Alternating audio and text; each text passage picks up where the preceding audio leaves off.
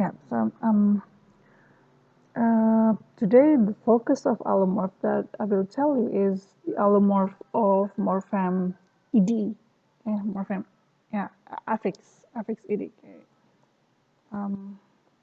So here is the focus of our lesson for today, specific for this morpheme. Okay, you see that because so last week I told you that bound morpheme is not a word, but it's categorized as a morpheme. Um, uh, but because it's not a word, so the way you write it the way you write it should be like this. So you need to add a hyphen before the morpheme because this is the sign, this is the symbol that this morpheme is not a word. It's different from this one morpheme. So morpheme, you don't give any punctuation mark before or after it because it's a word. But for morpheme ed, because it's not a morpheme, it's not a word, so you have to put this one, okay, this symbol, this sign, this symbol when you write it down. Okay, so now for the allomorph, you can see the file that I sent to you on page 26, if I'm not mistaken. Yeah, okay, it's page 26.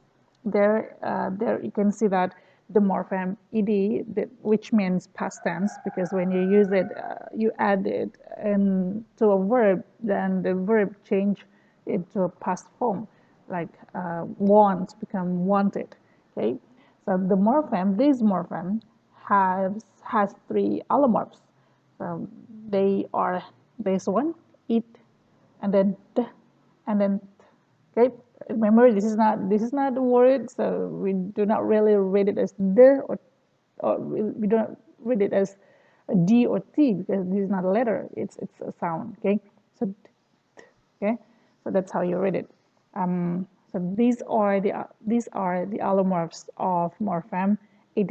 Okay. And as I told you before, that every allomorph will, every the various allomorphs appear because there is phonological condition, right? Just like the, so the become the because there is a phonological condition that made it happen. So it's the same as this morpheme. So what are the phonological conditions there? Then you can see on page 25 here, okay, here 25 at the bottom of the page. So here are the phonological conditions for allomorphs of morpheme ed. So if for the first allomorph is it, the phonological condition is this one. Um, Let me try to find. Okay, so here. So if the verb end with t or t, then the allomorph it will appear.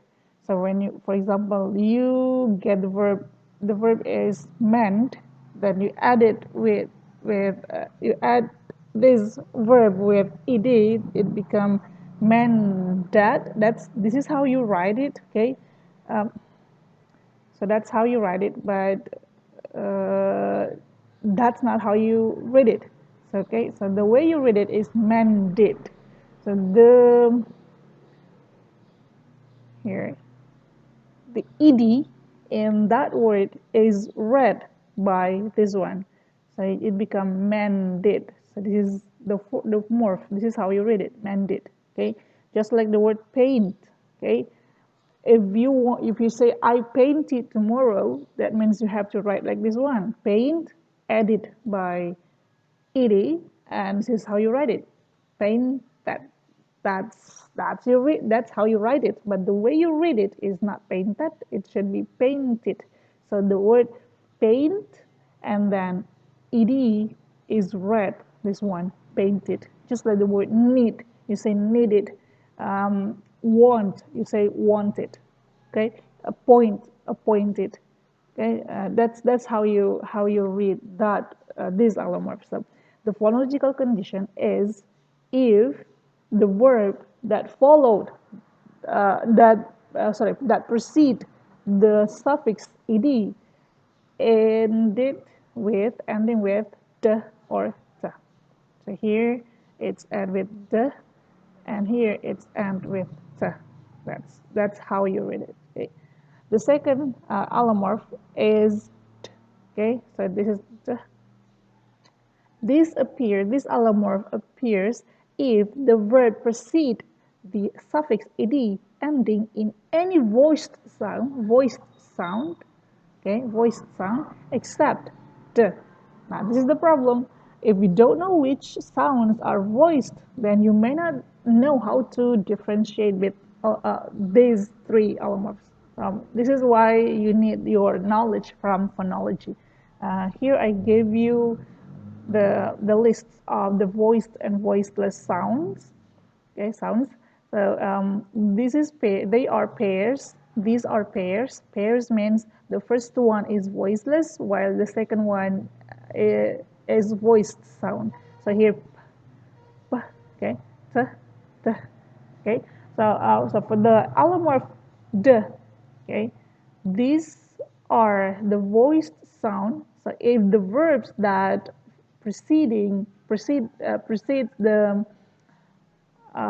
suffix ed ending with one of this one, except this one, of course. Okay, we can accept that one. Okay, so the ed there will be read as, you will not read it as this one. Okay. So for example, the word clean, okay, clean ending, we ended with okay, is in here.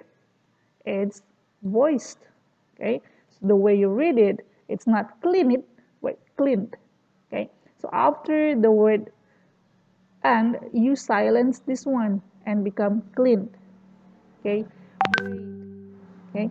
The other one is call. It's not call it, but it should be called. Okay. So after the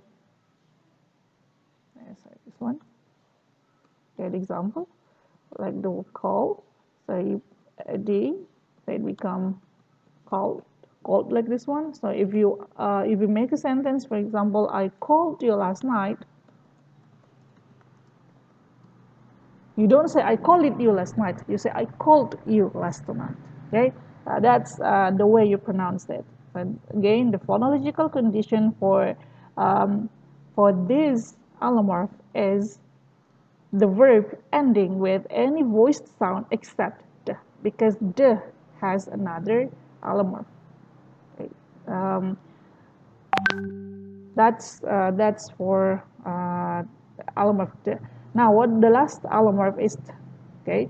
So the phonological condition is different, is in contrast with the previous one. So for the, it should be voiced, while for the, it should be voiceless, other than the.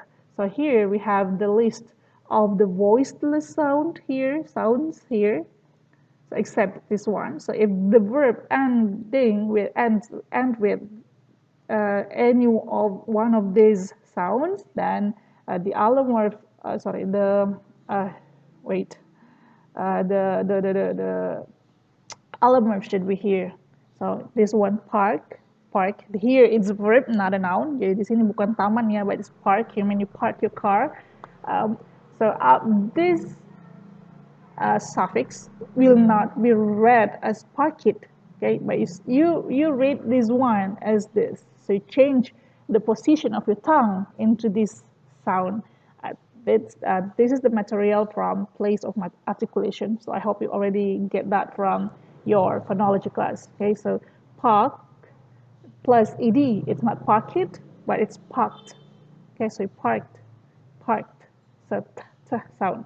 And then miss, I don't, I missed him. No, you don't pronounce it like that, but you missed him. Just like the walk. Okay, walk. So for example, walk. So you don't say walk it, you say walked. Okay, walked. So after the sound, you change the position of the tongue into, okay, so walked.